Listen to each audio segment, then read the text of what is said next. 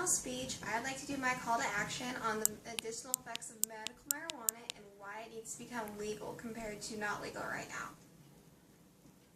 While I'm not a smoker myself, I believe and I've been around plenty of people who are, and I've heard their perspectives, and I've decided to do a little bit more research. So what is medical marijuana? Well, there's two types. There's recreational and medical. The difference is because of the way they're processed.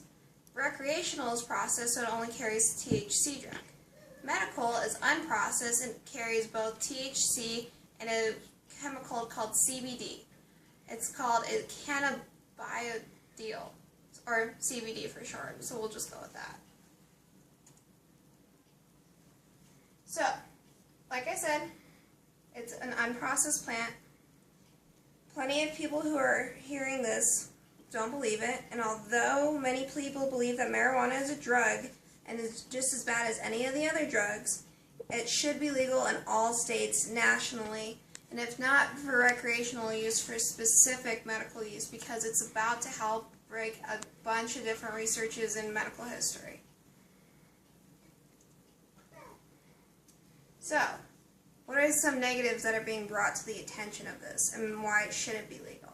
Well, for one treatment, and one negative being seen is, although it can treat seizures, it can also make them worse. And unfortunately, researchers haven't done enough technology and research to understand that it makes them better more than worse. Society is more concerned about recreational use, not medical use. The problem with that is, yes, people go and smoke it every day. That's not a big deal. But people are having to move from state to state to come to the legal states where it is so they can get treatment and having to leave their lives, and that's not very fair to them. It becomes more beneficial for the economy. People think recreational is, and actually in the chart I'm about to show you, you're going to see that medical is more of an uprise in it for the economy than recreational uses. And it's being put in the same category as a harmful drug, quote unquote, but in reality, medical marijuana, or marijuana in general, doesn't do anything.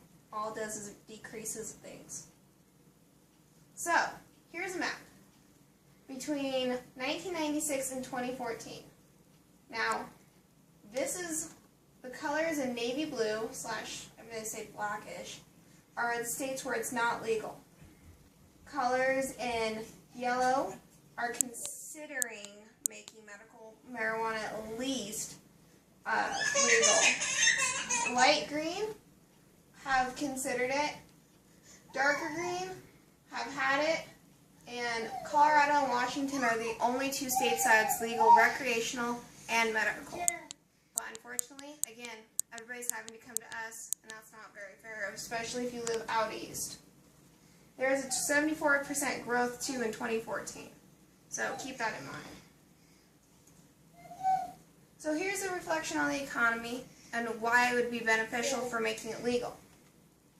Here is the sales for somebody predicted from 2013 to 2018. The bottom is medical. The top is recreational. Medical has been more of a sales increase since 2013, and has, while it's showing that it could decline, it can also still be beneficial. According to this, in 2018, it's expected to reach between $3.6 and $4 million, while in recreational, it's 3.8 to 4.2. Total, though, by 2018, they're looking to have it at 7.4 to 8.2 million dollars. Sorry about that. Here it is for people who are getting it as a treatment. The average is 10%, and it's 10% to every 1,000 residents in a state. Those states include Colorado, California, Oregon, Washington, and Maine. Colorado has the highest because we are the first legal state. So, here's why it's another benefit, the health benefits. It treats glaucoma. It's been reversing the effect of tobacco and everything in it. When people are smokers and then switch to marijuana smoking, it becomes more of an easier smoking thing. They're starting to control epileptic seizures a lot better now. and are helping a specific seizure disorder called Dravet syndrome, which is causing onset delay seizures, and it causes delay reaction in person's activities. It's starting to stop cancer from spreading. It's decreasing anxiety. It slows the progression in older elderly patients in Alzheimer's and Parkinson's disease. It's easing the main pain of multiple sclerosis and muscle spasms, and lessens the side effects of hepatitis C treatment. It's also protecting the brain, surprisingly, and I just learned this, that it's after somebody has a stroke, a concussion, or trauma to their head, when they smoke medical marijuana, because of the CBD drug in it, it's actually protecting the brain more than actually becoming a risk for it. So, marijuana versus other drugs. Let's take a look at these numbers. An annual American deaths caused by drugs. This was in 2014 in December. Tobacco, 400,000 deaths. Alcohol, 100,000. All legal drugs.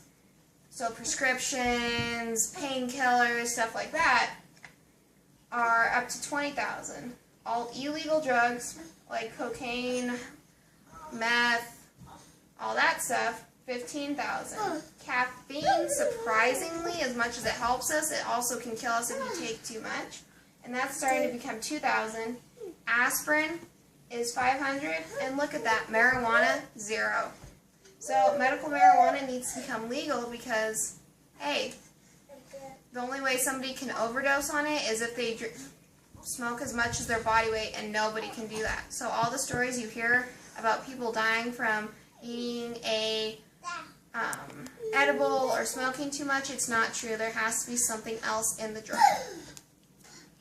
Anyways, so my idea to make a call to action is we need to point this out to our state, we need to point this out to federal governments, and point out to them that, honestly, medical marijuana isn't going to kill us. It's actually going to help us, our patients, medically and physically and everything else above, and become more of a benefit for our nation than anything else. Have a good semester.